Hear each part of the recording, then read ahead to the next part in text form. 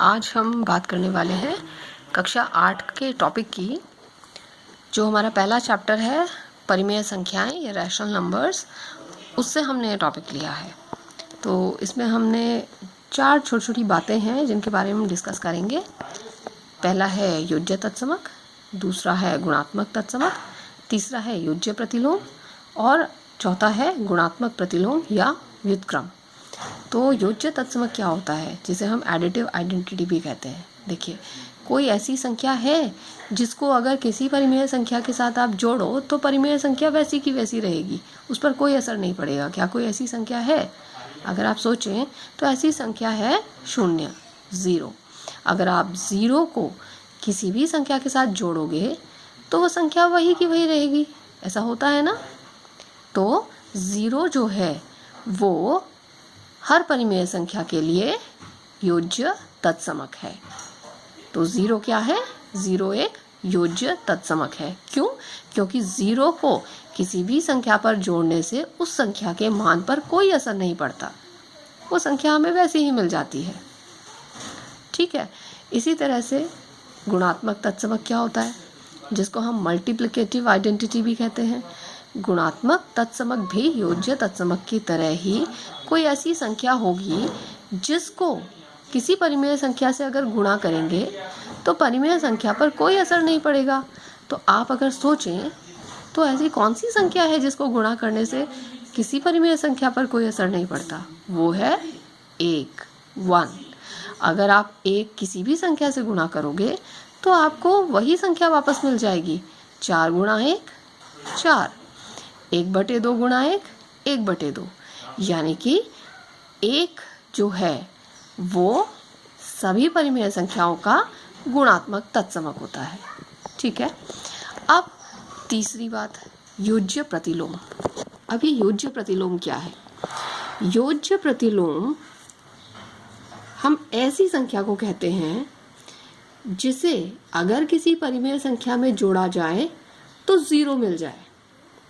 यानी आपके पास जैसे कोई परिमेय संख्या है तो उस परिमेय संख्या में ऐसा क्या जोड़ोगे कि आपको 0 मिल जाए, वो आपका योज्य प्रतिलोम कहलाता है। जैसे मान लीजिए मैंने सिंपल सी बात ली, मैंने लिया 1 आप जानते हैं एक परिमेय संख्या भी है, तो मैं 1 में ऐसा क्या जोड़ूं कि मुझे 0 मिल जाए।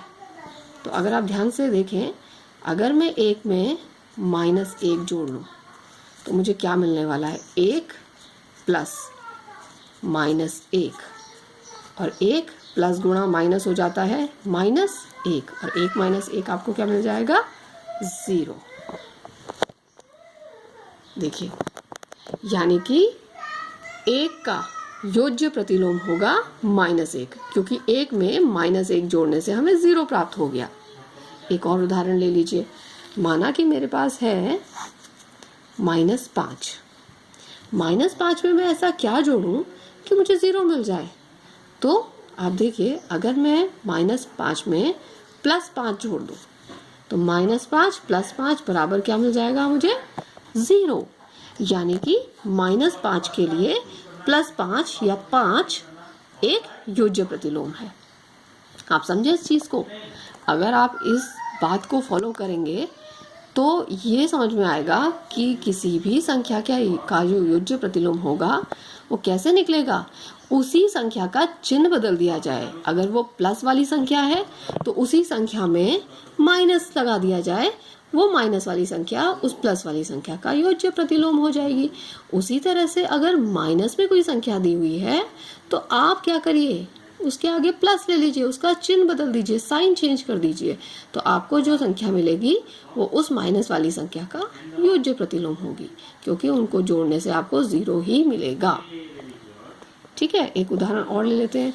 जैसे हमारे पास बुक में दिए हैं उदाहरण परिमेय संख्याओं के। माना मेरे पास है -2/3, तो इसका योज्य प्रतिलोम क्या होगा? फिर मैं वही करूंगी कि यहाँ पे माइनस का चिन्ह है तो मैं ये माइनस का चिन्ह बदल के प्लस कर दूंगी, और +2/3 जो होगा वो -2/3 का योज्य प्रतिलोम होगा। क्योंकि अगर मैं इन दोनों को ऐड करूंगी, जोड़ूंगी, इनका योग लूंगी तो इनका योग मुझे 0 देगा। एक माइनस का 2/3 है, एक प्लस का 2/3 है, दोनों एक दूसरे को कैंसिल आउट कर देंगे तो मुझे 0 मिल जाएगा।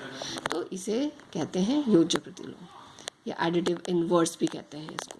अब चौथा है गुणात्मक प्रतिलोम। अब ये गुणात्मक प्रतिलोम क्या है? इसे व्युत्क्रम भी कहते हैं, इंग्लिश में इसे कहते हैं मल्टीप्लिकेटिव इनवर्स और रेसिप्रोकल। तो ये क्या होता है? योज्य प्रतिलोम की तरह ही देखिए, ऐसी संख्या जिसे किसी परिमेय संख्या के साथ गुणा करने पर आपको 1 मिले, 1 मिल जाए, तो वो संख्या उस दी हुई परिमेय संख्या का गुणात्मक प्रतिलोम या व्युत्क्रम होता है। एग्जाम्पल के लिए, उदाहरण के लिए हम लेते हैं, जैसे देखिए मेरे पास है एक संख्या, मान लिया जाए 5 ले लिया मैंने। 5 में मैं ऐसा क्या गुणा करूं कि मुझे 1 मिल जाए? तो 5 में अगर आप देखो मैं 1/5 गुणा कर दूं तो 1/5 से क्या होगा? 5 को काट देगा, 5 एकम 5, 5 एकम 5। ये चीज़ तो आपने कक्षा 6 और 7 में सीखी है कि अंश और हर में अगर ऐसी संख्याएं हैं जिनके कोई ऐसे कॉमन फैक्टर्स हैं, सार्वगुणनखंड हैं, तो उनको हम इस तरह से कैंसिल आउट कर सकते हैं, भाग दे सकते हैं। तो मुझे क्या मिल गया? 1 एकम 1। तो आप देख रहे हैं 5 से जब 1/5 को गुणा किया गया तो इस गुणन से हमें 1 प्राप्त हुआ।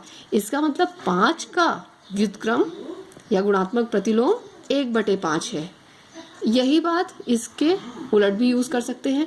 अगर मुझे कहा जाए बताइए 1/5 का व्युत्क्रम क्या है, तो मैं 1/5 का व्युत्क्रम बोलूंगी 5, क्योंकि मुझे फिर इसे 1 मिलने वाला है। ठीक है। अगर मैं एक संख्या ले लेती हूँ -5/7, तो -5/7 का मुझे कोई पूछे क्या है व्युत्क्रम या उसका रेसिप्रोकल या गुणात्मक प्रतिलोम, तो मैं क्या करूंगी? मैं इसको रिवर्स कर दूंगी, मतलब इसका अंश हर में आ जाएगा, हर इसका अंश में आ जाएगा, और चिन्ह वही रहेगा, चिन्ह नहीं बदलेंगे, क्योंकि माइनस से जब माइनस गुणा होगा तो वो प्लस बना के देगा और +1 हमें उत्तर मिलेगा। देखिए कैसे, अगर मैं इसको गुणा कर दूं, उलट करने को मैंने आपको बोला 7/-5 ले लूं या इस माइनस को ऊपर भी ले लूं, कोई फर्क नहीं पड़ता है, तो भी क्या होने वाला है? देखिए ये 7 हर में है, ये अंश में है, 7 एकम 7 कट गया, 5 एकम 5, 5 एकम 5। ये ऋण का जो चिन्ह है इसको चाहे आप काट लें, चाहे ये गुणन हो जाएगा और आपको क्या मिल जाएगा? 1, क्योंकि माइनस गुणा माइनस प्लस होता है। या आप अगर इसको अंश और इसको हर में माने तो आप इसको भी कैंसिल आउट कर सकते हैं। तो आपको क्या मिला? 1 मिल गया यहाँ पे, यानी कि -5/7 का व्युत्क्रम है 7/-5 या -7/5।